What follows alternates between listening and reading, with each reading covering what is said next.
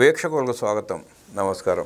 Africa దేశాల్లో Reddy's global పేరిట సంస్థను డిస్టిలేషన్ స్థాపించి అక్కడ చీప్ లిక్కర్ తయారు చేసి వేల మంది ప్రజల ప్రాణాలు తీసిన రెడ్డి గ్లోబల్స్ పార్ట్నర్స్ అనిల్ రెడ్డి, సునీల్ రెడ్డి, మిథున్ రెడ్డి, జయచంద్రారెడ్డి తదితరులంతా అక్కడ భాగస్వాములు.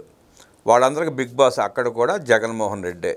జగన్మోహన్ రెడ్డి అండ లేకుండా అన్ని వేల కోట్ల రూపాయల సామ్రాజ్యాన్ని అక్కడ స్థాపించే అవకాశం ఆ రెడ్డి గ్లోబల్ పార్ట్నర్స్ ఎవరికి లేదు. అదే విషయం మీద మనం చెన్నై వెళ్ళినప్పుడు జగన్మోహన్ రెడ్డి ఒక రోజంతా అనిల్ రెడ్డితో కూర్చుని చర్చలు జరిపారన్న వార్త కూడా వచ్చినాయి.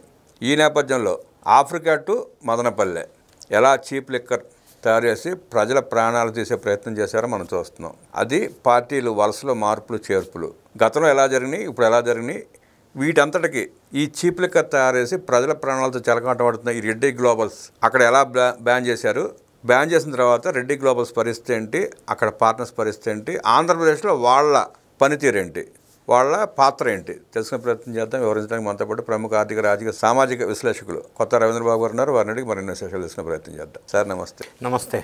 ఆఫ్రికా ఖండంలో రెడ్డి గ్లోబల్స్ పేరిట జగన్మోహన్ రెడ్డి అండాదండలతో అనిల్ రెడ్డి, సునీల్ రెడ్డి, మిథున్ రెడ్డి, జయచంద్రారెడ్డి లాంటి వాళ్ళు రెడ్డి గ్లోబల్స్ అని పేరు పెట్టి అక్కడ డిస్టిలరీస్ పెట్టి వేల మంది ప్రాణాలు తీస్తూ ఉంటే ఆ దేశంలో వాళ్ళని బ్యాన్ చేసి ఆ ఫ్యాక్టరీ సీజ్ చేసింది అక్కడ ప్రభుత్వం. అలాగే ఆంధ్రప్రదేశ్లో కూడా గత 5 ఏళ్లలో ఎలా చీప్ లిక్కర్ తయారు చేసి 30,000 మంది ప్రాణాలు తీశారో కూడా మనం చూసాం. ఆ పాపం అక్కడితో పోకుండా మదనపల్లి దాకా చేర్చారు. ఆఖరికి ఆ మదనపల్లిలో గత 10-15 ఏళ్ల నుంచి రాజకీయంగా పెద్దిరెడ్డి కుటుంబం ఎలా ఆ ప్రజలతో ఆడుకుందా కూడా చూసాం మనం. ఈ నేపథ్యంలో జయచంద్రారెడ్డి ఎన్నికలకు ముందు టీడీపీలో చేరటం, ఎమ్మెల్యేగా పోటీ చేసి ఓ రకంగా వైసీపీకి డమ్మీ అభ్యర్థి. టీడీపీలో పొరపాటున చేరాడా, ఎలా చేరాడు అనేది మీరు వివరించండి. ఆ వ్యవహారాన్ని ఎలా చూస్తారు? ఇప్పుడు కొన్ని మీడియా ఛానల్స్లో, కొన్ని పేపర్లలో టీడీపీ అభ్యర్థి దందా అంటూ విష ప్రచారం చేస్తున్నారు. దాన్ని ఏ కోణంలో చూస్తారు, ఎట్లా చూస్తారు? మనం మొదలుగా మీరు ప్రస్తావించినట్టుగా మొలకల చెరువు కల్తీ మద్యం కుటీర పరిశ్రమ ఇది వెలుగులోకి వచ్చింది. దీనికి మూలాలు ఎక్కడి నుంచి మొదలైనవి, స్టార్టింగ్ పాయింట్ ఏంటి అని అక్కడి నుంచి మొదలు పెడదాం. సబ్జెక్ట్ పార్టీలకు అతీతంగా ఆఫ్రికా కంట్రీ ప్రధానంగా ఇప్పుడు ఫ్రీక్వెంట్గా వినిపిస్తూ ఉంది.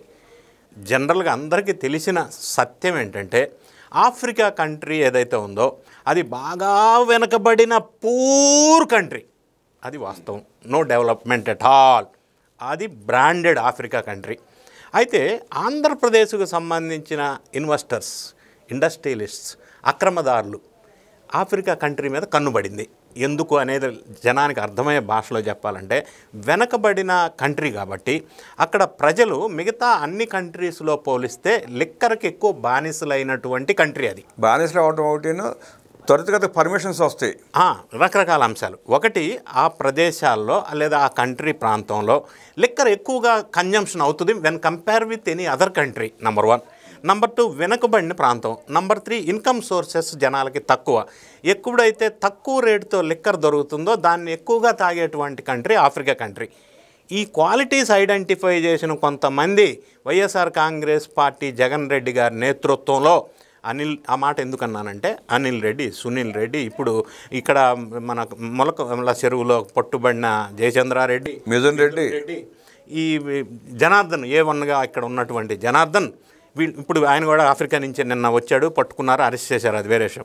సో వీళ్ళందరూ ఆఫ్రికా ప్రధాన కేంద్రంగా. సార్, ఈ ఆఫ్రికాలో ఎప్పుడు ఈ సంవత్సరం ప్రారంభించారు సార్? వీళ్ళు టాంజానియాలో వీళ్ళు ప్రారంభించారు. ఎన్ని సంవత్సరాల క్రితం? దాదాపుగా 15 years బ్యాక్.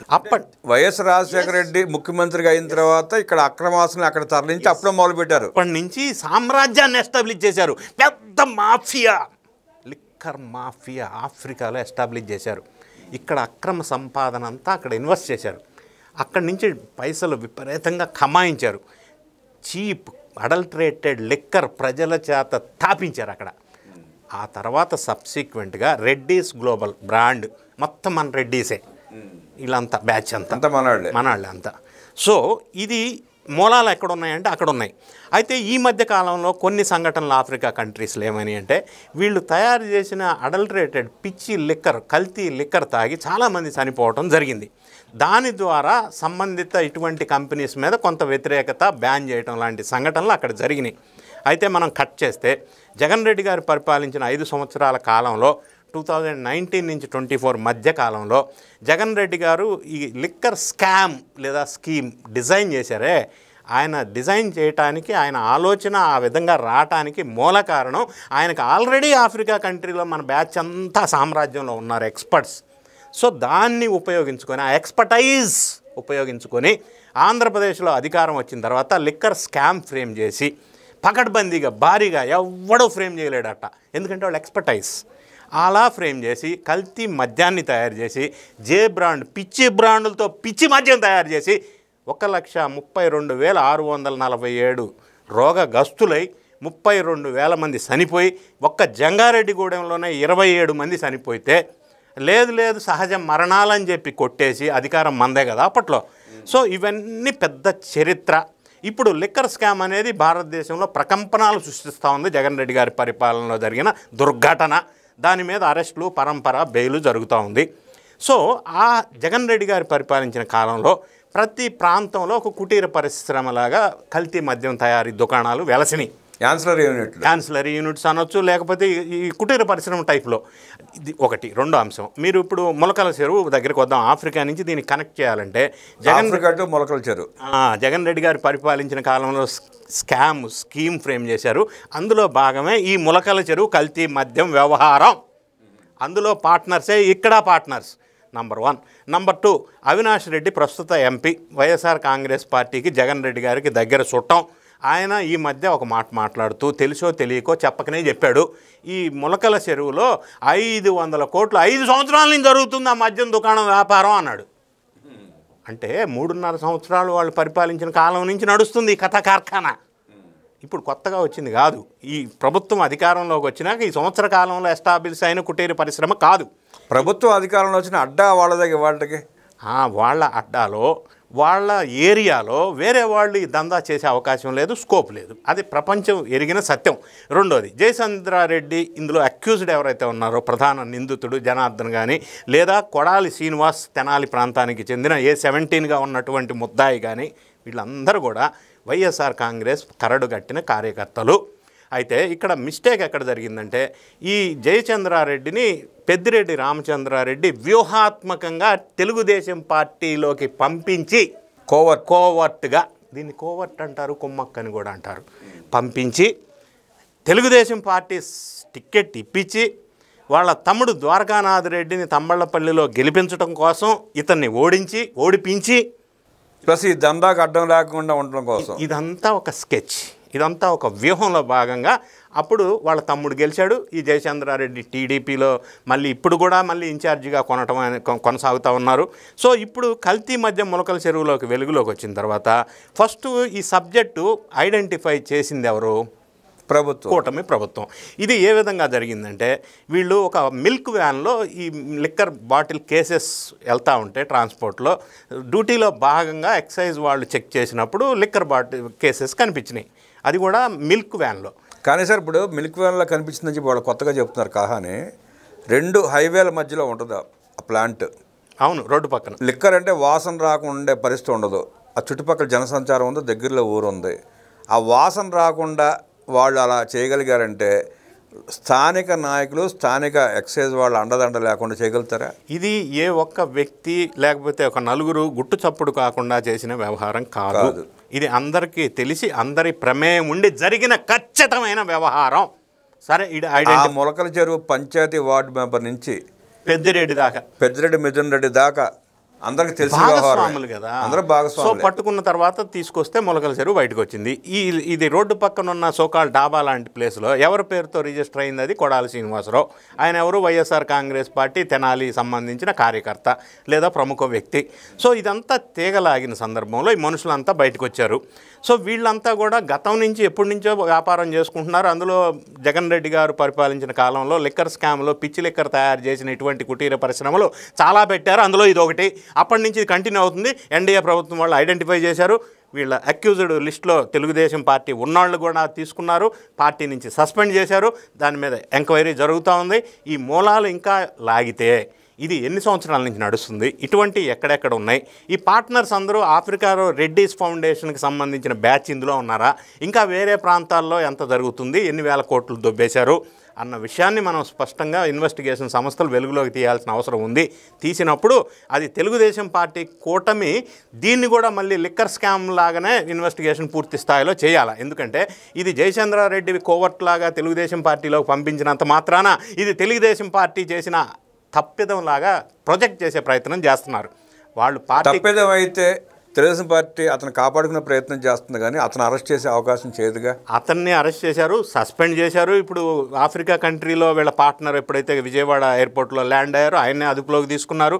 సో ఇంకా మూలాలు వీళ్ళ వెనక ఉన్న పెద్ద మనుషులను కూడా వెలుగులోకి తీయాల్సిన అవసరం ఉంది. సార్ ఇక్కడ ప్రస్తావన వస్తుంది కాబట్టి తెలుగుదేశం పార్టీలో తీసుకున్నారు జయచంద్రారెడ్డిని అన్న సందర్భంలో చాలామంది మేధావులు ఎర్నలిస్టులు చాలా కామెంట్ చేస్తూ ఉన్నారు అలా తీసుకుంటారని. గతంలో కూడా జూపూడి ప్రభాకరాన్ని తీసుకొచ్చి ఎస్సీ కార్పొరేషన్ చైర్మన్ చేశారు చంద్రబాబు నాయుడు గారు. తర్వాత డొక్కా మాణిక్యవర ప్రసాద్ గారిని కూడా కాంగ్రెస్ వైఎస్ఆర్సీపీ మళ్ళీ టీడీపీలోకి తీసుకుని ఆయనకు కూడా పదవి ఇచ్చి గౌరవించిన పరిస్థితి. మారు మనసు పొందిన వ్యక్తిని ఎలా అయితే దేవుడు క్షమిస్తాడో, మేము మారేం బాబు గారు మీ పార్టీలో సేవ చేసుకుంటామని ప్రతివాడిని బాబు గారికి తీసుకోవడం అలవాటు.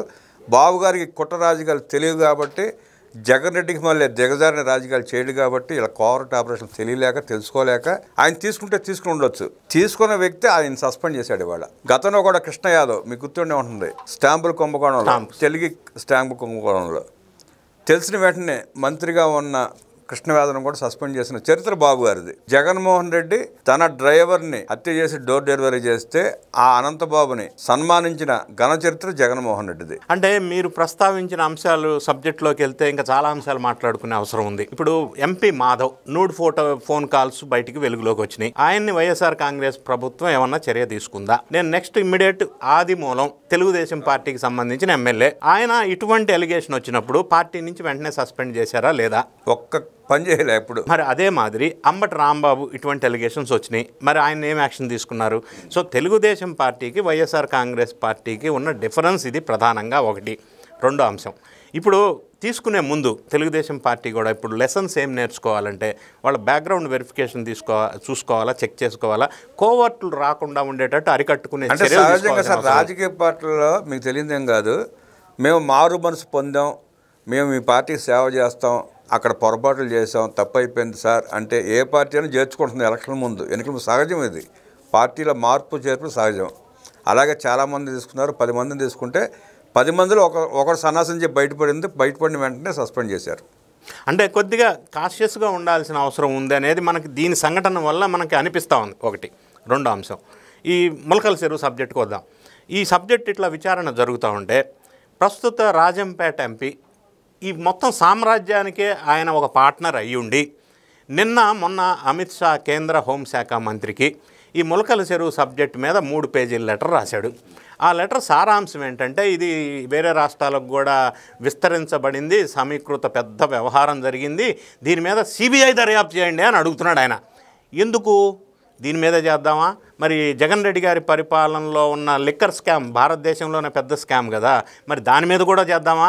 దీని మీద ఈయన ఎందుకు సిబిఐ ఎంక్వైరీ అడుగుతున్నాడు అనేది ఒక ప్రశ్నార్థకమైన విషయం. 3 లేఖలు చదివిన తర్వాత నాకు అనిపించింది ఏంటంటే, సిబిఐకి చెప్తే గతంలో జగన్మోహన్ రెడ్డి మీద సిబిఐ కేసులు ఎలా అయితే డీఫ్రీజ్ అయిపోయినాయో అలాగే కోల్డ్ స్టోరేజ్ అంటే కొంతవరకే ఉంటుంది, డీఫ్రీజ్ అయితే 0 degrees వస్తుంది కదా, అట్లా చేసే ప్రయత్నంలో భాగంగానే సిబిఐ ఎంక్వైరీ అడుగుతున్నారా అనిపించింది నాకు. అదే వీళ్ళు ఈ లెటర్ ఇవ్వటం వెనక కూడా వీళ్ళ పాత్ర ఇందులో ఉంది అని అనుమానాస్పదం కలిగించే విధంగా ఈయన లెటరు సెంట్రల్ గవర్నమెంట్ని అడగటం అనేది ఇంకొకంత అనుమానాలకి తావునిస్తున్నటువంటి అంశం. ఏదేమైనా కూడా పెద్దిరెడ్డి రామచంద్రారెడ్డి లాంటి వారి అడ్డాలో ఈ పెద్ద కార్యక్రమం జరిగిందంటే కుటీర పరిశ్రమ, it it self is understanding ఏం జరిగిందనేది ప్రజలకు అర్థమయ్యే అంశం ఉంది. సో ఎనీవే దర్యాప్తు సంస్థలు పూర్తిగా వెలుగులోకి వచ్చినప్పుడు, తీగలాగినప్పుడు ఇంకా పెద్దవాళ్ళు ఎవరున్నారనేది వెలుగులోకి వస్తుంది, అప్పుడు తెలుస్తుంది ఏం జరిగిందనేది. అంతే తప్ప కూటమి ప్రభుత్వాన్ని బ్లేమ్ చేయాల్సిన అవసరం ఏముంది ఇందులో?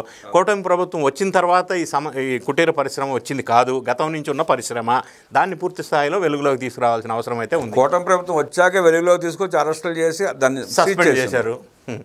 సో ఇంకా నేను అనేది దీని వెనక ఈ సామ్రాజ్యానికి సంబంధించిన అడ్డాలో ఎవరు ప్రధానమైన మనుషులు ఉన్నారో దాని మీద కూడా సీఎం గారు స్పష్టంగా నేను ఆదేశాలు ఇచ్చారు. ఎంతటి వాడున్నా ఎవడున్నా ఏ పార్టీ వాడున్నా కఠినంగా శిక్షించమని చెప్పి. అది జరగాల అని నేను అంటున్నా. దాని మీద పూర్తి స్థాయిలో వెలుగులోకి రావాల్సిన అవసరం అయితే ఉంది.